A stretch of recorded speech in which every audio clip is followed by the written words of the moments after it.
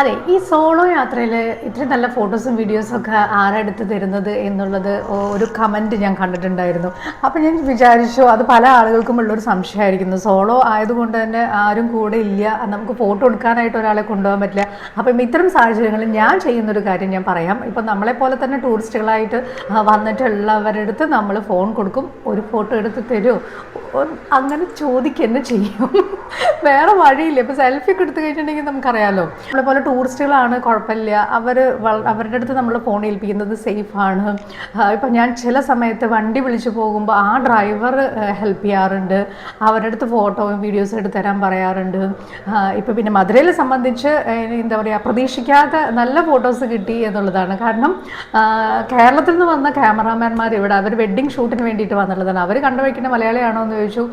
അവരുടെ ഫോണിലും അല്ലെങ്കിൽ അവരുടെ ക്യാമറയിൽ എൻ്റെ ഫോണിലൊക്കെ ഫോട്ടോ എടുത്തു തന്നു. അങ്ങനെ എല്ലായിടത്തും ചെല്ലുമ്പോഴും അങ്ങനെ ദൈവം സഹായിച്ച് എനിക്കൊരു ബുദ്ധിമുട്ട് ഫോട്ടോൻ്റെ വീഡിയോൻ്റെ കാര്യത്തിൽ സെൽഫാണെങ്കിലും തന്നെയുള്ള യാത്രകളിലും അങ്ങനെ ഉണ്ടാവാറില്ല.